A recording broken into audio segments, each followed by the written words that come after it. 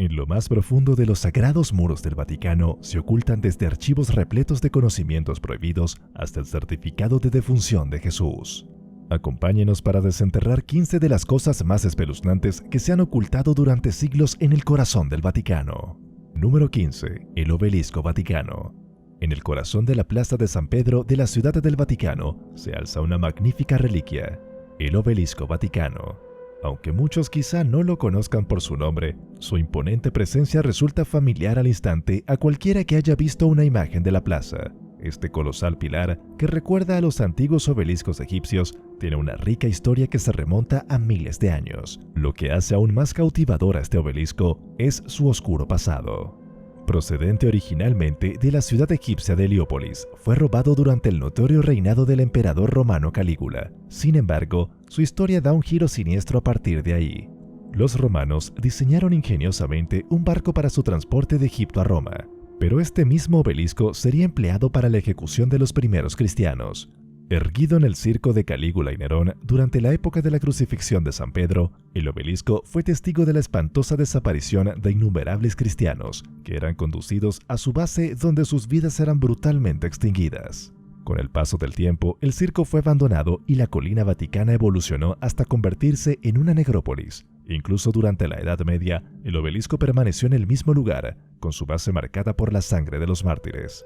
No fue hasta 1586 cuando este monumento histórico fue cuidadosamente reubicado en su emplazamiento original para ocupar el centro de la plaza, donde sigue cautivando la imaginación de visitantes de todo el mundo.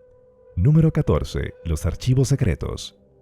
El Archivo Apostólico Vaticano, célebremente conocido como el Archivo Secreto del Vaticano, es un depósito de tesoros históricos que conserva un vasto surtido de documentos, manuscritos y cartas de papas de antaño. Esta laberíntica colección no ha dejado de suscitar fascinación entre historiadores y aficionados.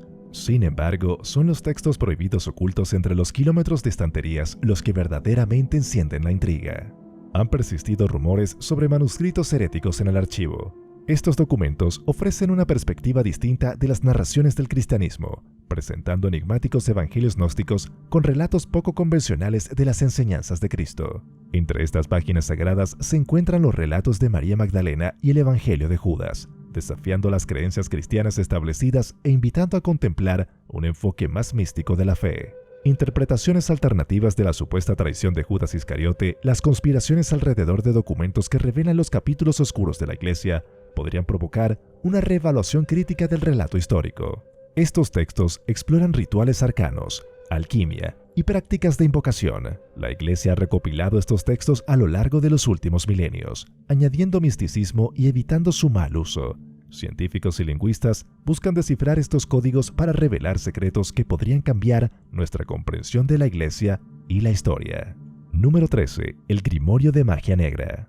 El enigmático Grimorio de Magia Negra es, de hecho, tan intrigante como su nombre sugiere. Siendo un antiguo compendio de oscuro conocimiento místico, sus orígenes están envueltos en misterio. Aunque comúnmente se le asocia con fechas que oscilan entre 1421 y 1521, los historiadores siguen en desacuerdo sobre su verdadero origen. Owen Davis, experto en estas cuestiones, afirma que la primera edición apareció en 1702, pero otros estudiosos más convencionales sostienen que pudo surgir como un engaño del siglo XIX. De ahí que los detalles sobre el Grimorio, también denominados Gran Grimorio, sigan siendo elusivos. El capítulo introductorio se atribuye a Antonio Venecia del Rabina, que recogió ideas de los escritos originales del legendario rey Salomón. Muchos de los siniestros conjuros del libro se derivan de la clave de Salomón y el dragón rojo. Esta conexión con fuentes tan renombradas realza la mística que rodea al Grimorio. La curiosidad se alimenta por la conexión entre el Vaticano y el tomo prohibido. Se rumorea que una copia auténtica está guardada en secreto en los archivos del Vaticano, aunque no se ha confirmado su veracidad. Los archivos vaticanos contienen muchos textos religiosos de todo el mundo. Por lo tanto, no sería sorprendente que oculten un libro con el poder de invocar a Lucifer y hacer un pacto con él. Los oscuros secretos del Grimorio podrían seguir ocultos en el Vaticano. Número 12. La misteriosa tumba del Papa Alejandro VI. Una obra maestra elaborada por el afamado artista Gian Lorenzo Bernini, aunque las intrincadas esculturas y los elementos simbólicos de la tumba acaparan mucha atención, son los secretos callados y las historias inescrutables los que realmente cautivan a quienes se aventuran a profundizar en su leyenda. El Papa Alejandro VI, originalmente Fabio Chicchi, dejó una huella indeleble como uno de los pontífices más influyentes del siglo XVII. Su reinado coincidió con el cenit de la era barroca, una epopeya caracterizada por la grandeza y la opulencia. Sin embargo, bajo esta fachada de esplendor se escondían historias y especulaciones que han hecho de su tumba un punto focal de los misterios vaticanos. La tumba, situada en la grandiosidad de la Basílica de San Pedro, presenta una sorprendente figura esquelética de la muerte, tallada en jaspe siciliano, emergiendo debajo con un reloj de arena en la mano. Esta macabra representación se aparta del estilo típico de las tumbas papales, insinuando un significado más profundo. Algunos creen que la tumba del Papa Alejandro alberga más que sus restos terrenales. Se especula sobre antiguas reliquias ocultas en su interior, como el cáliz de Valencia. La muerte repentina del Papa también genera intriga. Algunos piensan que fue envenenado debido a las intrigas políticas de la época. Número 11. La cripta de San Pedro. Bajo la grandeza de la Ciudad del Vaticano se encuentra la cripta de San Pedro, oficialmente conocida como la Necrópolis de San Pedro. Este lugar desprende una extraña aura que provoca escalofríos a quienes se aventuran en sus profundidades. La necrópolis se extiende muy por debajo del suelo, llegando hasta los cimientos originales de la Basílica de San Pedro, construida por el emperador Constantino en el año 313 después de Cristo. Sin embargo, se adentra aún más, revelando un mundo oculto de cámaras y túneles que alcanzan profundidades inimaginables bajo el Vaticano. Estos sinuosos pasadizos conectan con cementerios y mausoleos olvidados hace 2000 años. Según la leyenda cristiana, la cripta se alza sobre el lugar exacto donde San Pedro, el discípulo de Jesús y primer papa, fue enterrado tras su crucifixión. El Vaticano incluso ha creado una exposición en la que supuestamente se muestran los huesos auténticos de este venerado apóstol. Aunque estos huesos fueron desenterrados durante unas excavaciones, la confirmación científica que los vincula con Pedro sigue siendo esquiva. La tumba, posiblemente de San Pedro, está bajo tierra en la basílica. El lugar es una mezcla de imágenes paganas y cristianas, con estrechos pasajes donde están enterrados muchos cuerpos. El enigma principal son los huesos de San Pedro. El Vaticano tiene pruebas como letras griegas en la tumba, pero no se sabe por qué esperaron hasta los años 40 para confirmar la identidad de los huesos. Los científicos aún no saben la verdad sobre el esqueleto, lo que crea incertidumbre sobre la cripta y los huesos de San Pedro. Número 10. Los túneles de escape del Papa. El Passetto di Borgo, una fortificación de piedra aparentemente ordinaria dentro de la Ciudad del Vaticano, se extiende a lo largo de unos impresionantes 2.600 pies, conectando la ciudad con el imponente Castel San Angelo. La mayoría de los transeúntes permanecen ajenos a su importancia histórica. Este muro de piedra, aparentemente parte de la arquitectura, escondía un pasadizo secreto utilizado por los papas para evitar peligros. La construcción del Passetto comenzó en los años 850 después de Cristo, por pedido del Papa Nicolás I, pero no se completó hasta 1492, durante el reinado del Papa Alejandro VI. A pesar de su creación, durante siglos el pasadizo apenas fue utilizado. Solo un puñado de papas se vieron en la necesidad de su secreta vía de escape. El último uso registrado fue en 1527, cuando el Papa Clemente VII tuvo que huir de las tropas amotinadas del ejército imperial del emperador del Sacro Imperio Romano Germánico. Estas tropas, habiéndose vuelto contra Carlos V, descendieron sobre Roma y Clemente VII fue uno de los pocos altos cargos que logró escapar gracias al túnel clandestino. En el año 2000, como parte del gran año jubilar de la Iglesia Católica Romana, se realizaron reformas en el Passetto. Esto permite tener una visión exclusiva de un aspecto oculto de la historia de la Ciudad del Vaticano, donde se puede caminar por los mismos pasos que los papas utilizaron para escapar de posibles peligros. Número 9. El fantasma de la Galería Borghese. Enclavada en Roma, la Galería Borghese se erige como un tesoro de arte, presumiendo de obras maestras de luminarias como Caravaggio, Rafael y Bernini. Entre las espléndidas pinturas y esculturas de la galería, un cuento espectral se ha entretejido en su encanto histórico. La historia del fantasma de la Galería Borghese. Se dice que esta aparición es la princesa Paulina Bonaparte, hermana de Napoleón y esposa de Camilo Borghese.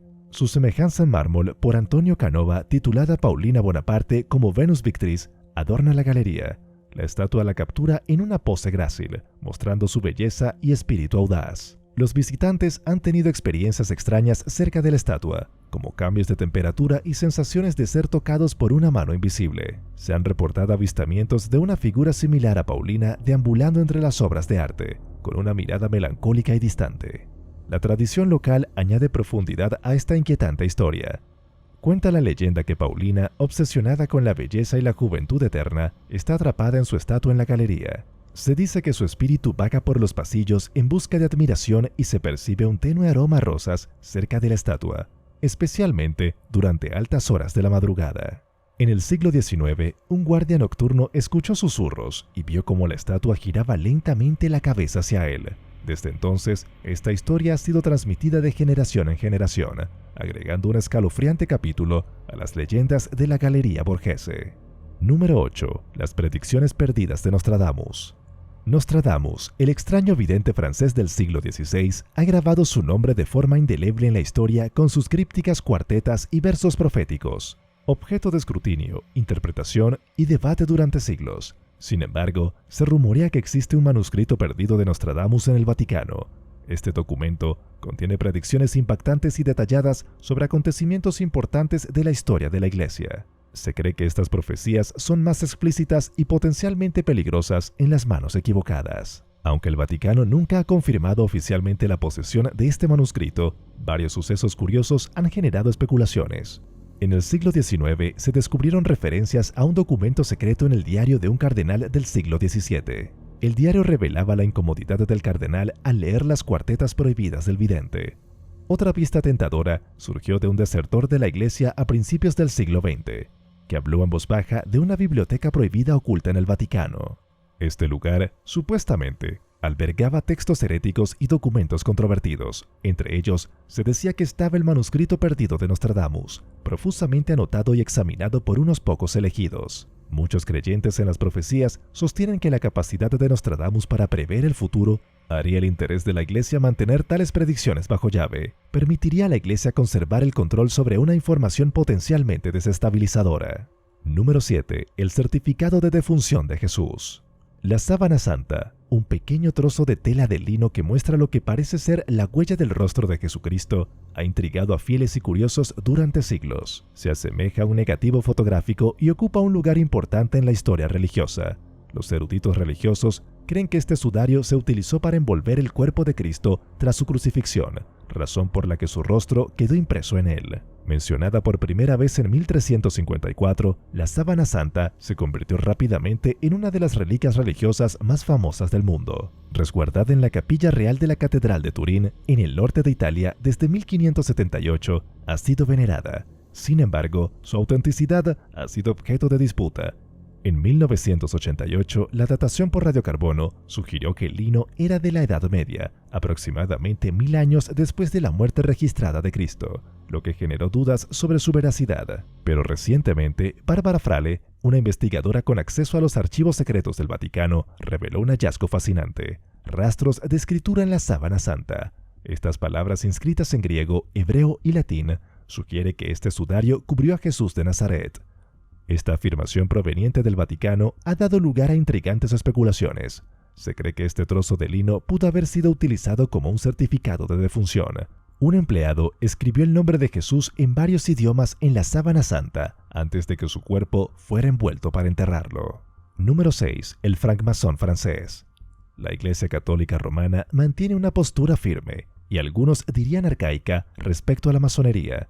Esta política aparentemente anticuada sigue aplicándose rigurosamente hasta nuestros días. En un caso reciente, un párroco de una estación de esquí francesa, el padre Pascal, se enfrentó al estricto juicio de la Iglesia cuando se negó a renunciar a su afiliación con la masonería. La asociación del padre Pascal con la Gran Logia Ariana de Francia, una rama francesa de la masonería considerada anticristiana por la Iglesia, le acarreó graves consecuencias. Este grupo se ha enfrentado a la condena de los papas a lo largo de la historia, lo que ahondó aún más la aversión de la Iglesia. Al descubrir los vínculos del padre Pascal con los francmasones, le ordenaron el cese de todas sus funciones religiosas como medida punitiva. Este incidente dramático ocurrió en 2013, una década después de que el párroco asumiera su cargo en Morsine. Los masones, a menudo asociados con los Illuminati, niegan estas afirmaciones y afirman ser un club de caballeros dedicado a actividades caritativas. Sin embargo, la Iglesia Católica Romana los considera malévolos. Este conflicto duradero entre la Iglesia y la masonería plantea preguntas intrigantes. Mientras algunos ven a los masones como benignos, la firme oposición del Vaticano sugiere una capa más profunda de complejidad. Quizás la Iglesia tenga percepciones o preocupaciones que el resto de nosotros ignoramos, lo que destaca el misterio que rodea a este antiguo debate. Número 5. San Bernardo y la Virgen María. Por toda Europa se puede tropezar con obras de arte inspiradas en un cuento cristiano bastante peculiar, una narración que el Vaticano preferiría mantener en la sombra. Este cuento remonta sus orígenes al siglo XI y gira en torno a un monje conocido como San Bernardo de Claraval. San Bernardo, nacido en 1090, es conocido por abogar por la Segunda Cruzada y sostener la ferviente creencia de que los musulmanes eran hijos de Satanás, una opinión no del todo infrecuente para su época. Sin embargo, es su asociación con un hecho insólito conocido como la lactancia de San Bernardo lo que ha dejado una huella indeleble.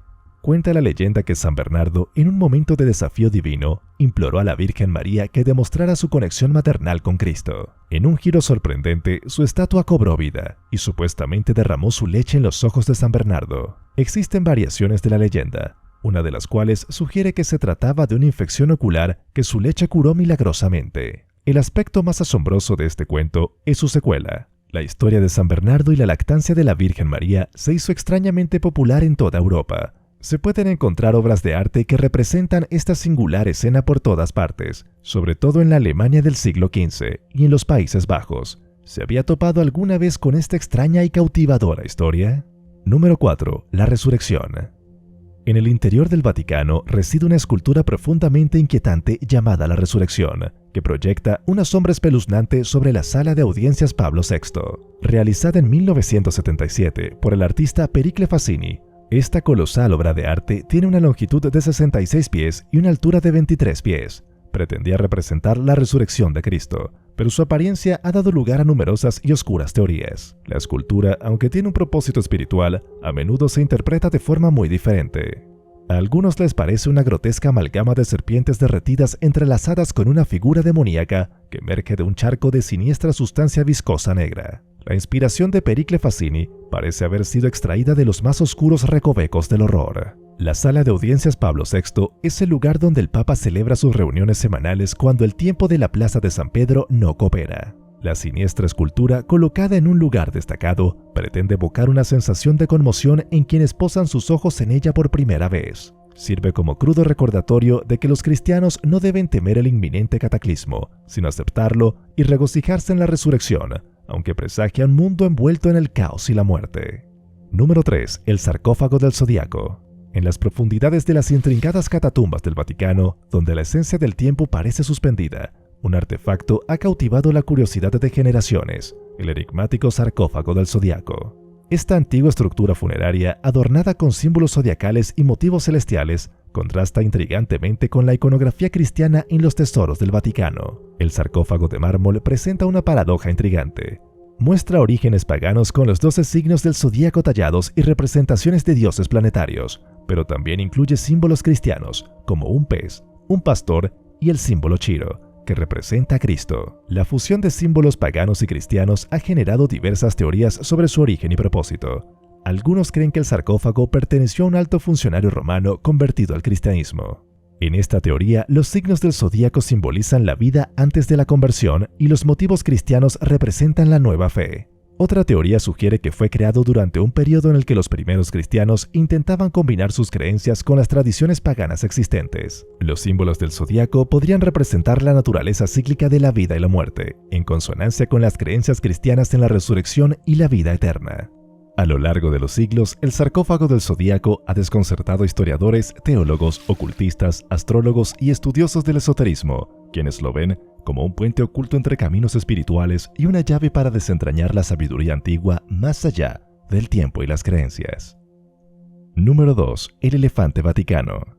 En 1962, mientras los obreros italianos se afanaban en modernizar la ciudad del Vaticano, sus excavaciones desvelaron un sorprendente descubrimiento que dejaría perplejos a muchos: 4 huesos colosales y un enorme diente enterrados en las profundidades del suelo sagrado. Estos huesos eran tan imponentes que los trabajadores creyeron inicialmente que se trataba de restos de un dinosaurio.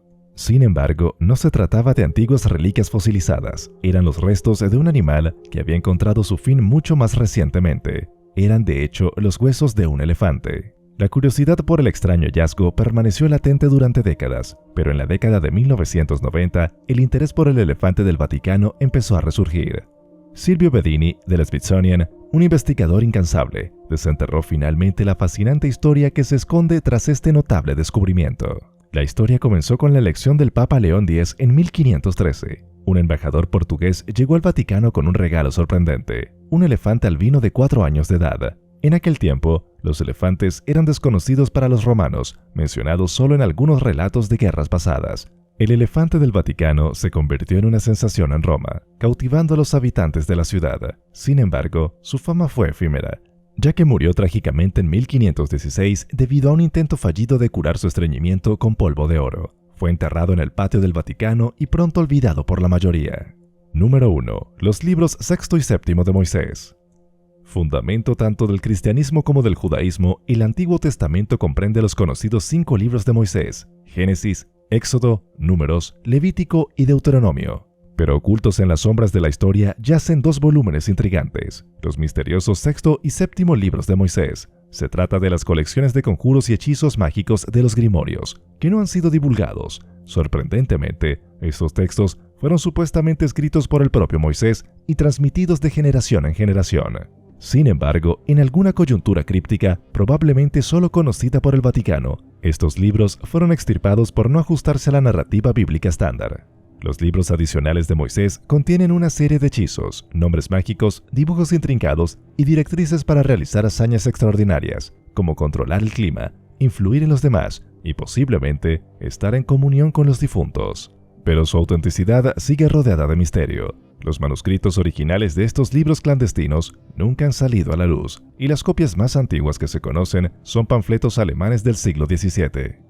Algunos escépticos dudan de su existencia, mientras que otros afirman que los artículos auténticos residen en las impenetrables bóvedas de los archivos secretos del Vaticano, ocultos para siempre a las miradas indiscretas. ¿Qué contienen estos libros tan codiciados y temidos? Según algunas fuentes, el sexto libro de Moisés revela los secretos de la creación, la naturaleza de los ángeles y los demonios, y el poder de los sellos mágicos. El séptimo libro de Moisés contiene las claves para invocar y controlar a los espíritus, así como los rituales para obtener la protección y la bendición divinas. Estos libros prometen al lector un conocimiento y una habilidad sobrenaturales, pero también advierten de los peligros y las consecuencias de abusar de ellos. Algunos de los hechizos y conjuros que se encuentran en estos libros son: el gran arcano de la magia negra, que permite al mago hacerse invisible, volar, transformarse y causar enfermedades y muerte a sus enemigos.